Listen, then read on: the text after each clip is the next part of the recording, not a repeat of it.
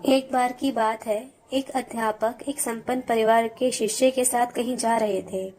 तो उस शिष्य को कुछ मजाक सूझी, क्योंकि उसको रास्ते में किसी गरीब मजदूर के जूते दिखाई दिए। उसने अध्यापक से कहा, गुरुजी, अगर हम इन जूतों को छुपा दें तो कितना मजा आएगा। अब उसको तो मजाक सूझ रहा था, लेकिन गुरुजी ने कहा कि नहीं, गरीब इंसान के साथ इस तरह का भद्दा मजाक करना ठीक नहीं है। उसने कहा, क्यों ना हम इन जूतों में कुछ सिक्के डाल दें और देखें कि इसका इस गरीब मजदूर पर क्या प्रभाव पड़ता है। उसने ऐसा ही किया।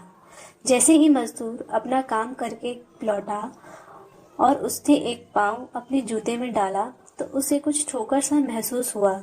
उसने अंदर हाथ डाला तो उसको कुछ सिक्के दिखाई दिए। वह थोड़ा आश्चर्य में पड़ गया। आसपास किसी को देखा तो कोई दिखा ही नहीं। वापस उसने दूसरा पैर अपने जूते में डाला और वापस उसको उसमें कुछ सिक्के दिखाई दिए। अब दोनों जूते के सिक्के को उसने अपने हाथों में रखा और प्रभु की तरफ इशारा किया।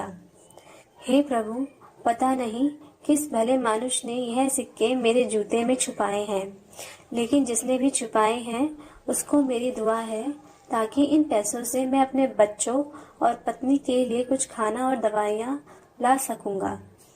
और इतना बोलकर वह चला गया। इस बात को शिष्य और अध्यापक दोनों सुन रहे थे।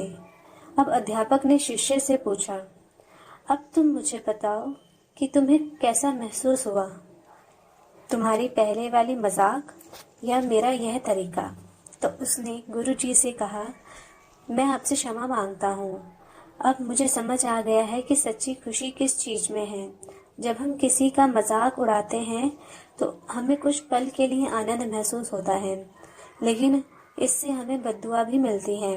लेकिन अगर हम किसी की मुश्किल परिस्थिति में मदद करते हैं और जिसकी हमने मदद की है उसको पता भी ना हो, लेकिन अंदर ही अंदर हमें पता है कि हमने उसकी मदद की है, यही सच्ची खुशी है।